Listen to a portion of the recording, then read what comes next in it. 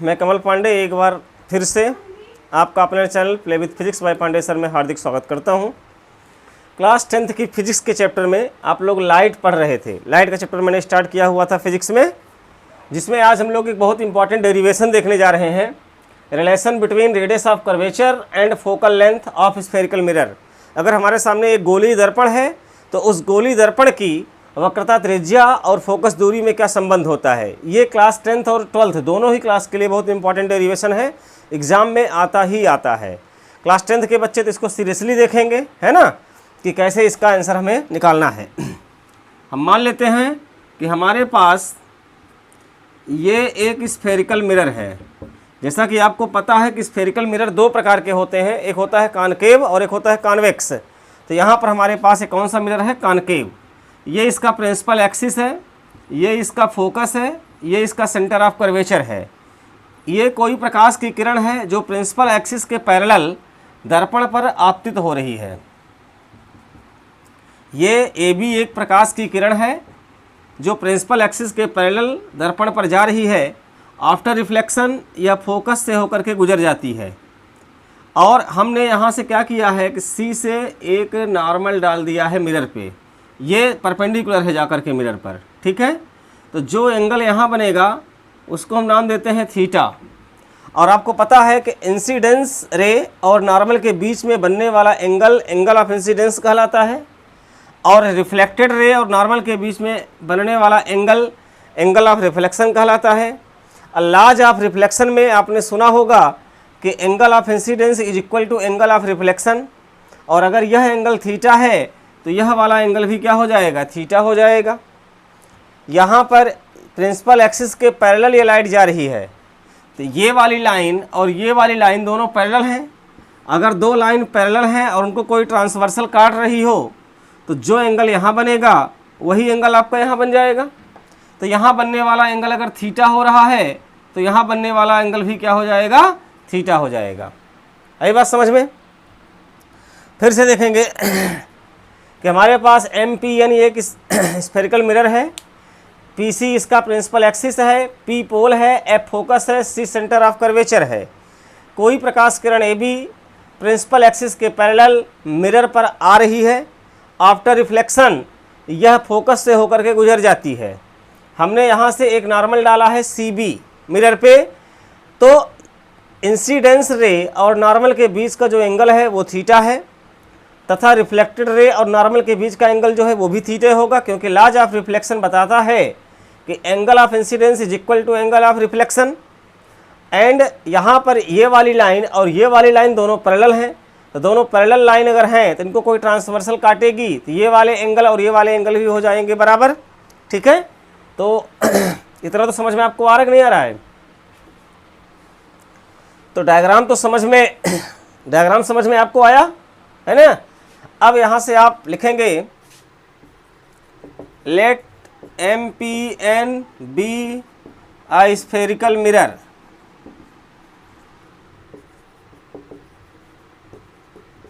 With pole P, focus F,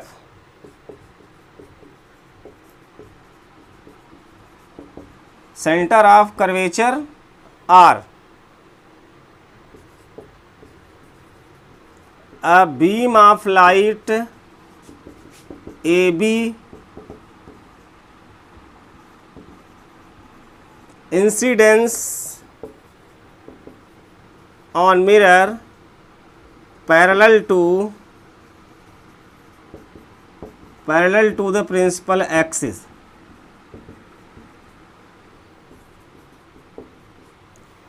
माना M P यानी एक स्फेरिकल मिरर है जिसका पोल P है, फोकस F है, सी सेंटर ऑफ कर्वेचर है ना। एक प्रकाश की किरण ए बी मिरर पर प्रिंसिपल एक्सिस के पैरेलल आपतित हो रही है। Therefore angle of reflection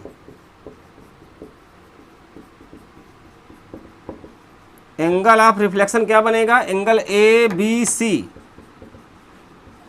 is equal to theta. Angle of incidence गलत हो गया,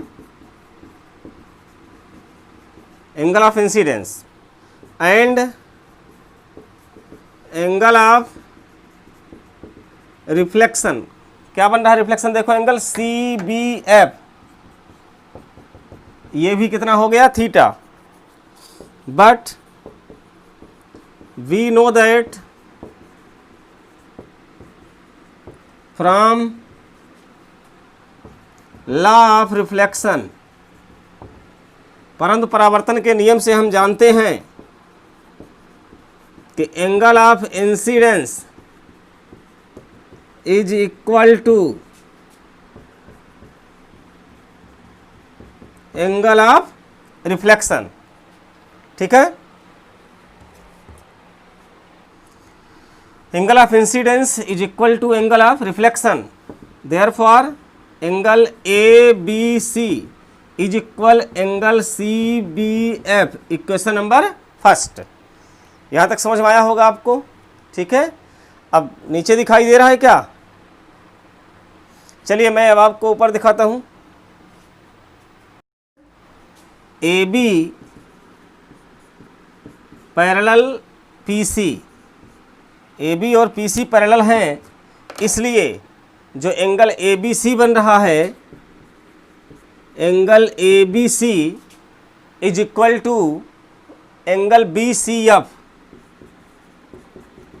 इक्वेशन नंबर सेकंड। अब यहां देखोगे तो from equation first and second LHS बराबर हैं, एंगल ABC, तो ये RHS जो होंगे वो आपस में क्या हो जाएंगे, बराबर हो जाएंगे।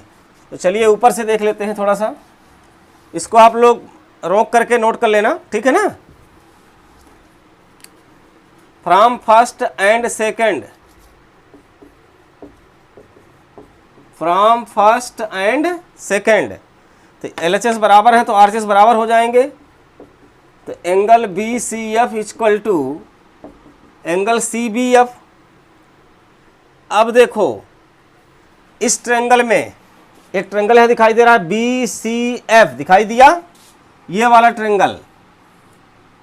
अब किसी भी ट्रेंगल के अगर दो एंगल ये बराबर हो रहे हैं तो उन एंगल को जो बनाने वाली साइड्स हैं वो भी आपस में क्या हो जाएंगी, बराबर हो जाएंगी। अगर ये एंगल इस एंगल के बराबर है यानी कि ये वाली साइड इस वाली साइड के क्या हो जाएगी, बराबर। तो देयरफॉर FC बराबर BF। अब यहाँ एक कंडीशन लगाते हैं कि अगर जो ये मिरर है इसका अपर्चर काफ़ी छोटा हो, तो जब अपर्चर छोटा होगा तो जो पॉइंट B है वो गिर के नीचे आएगा। अपर्चर छोटा होने का मतलब है कि ये मिरर जो ये लेंथ है छोटी होती चली जाए तो मिरर छोटा होता जाएगा, तो जो B पॉइंट है वो नीचे आएगा। तो for very small aperture of mirror B point lies on the P। For very small aperture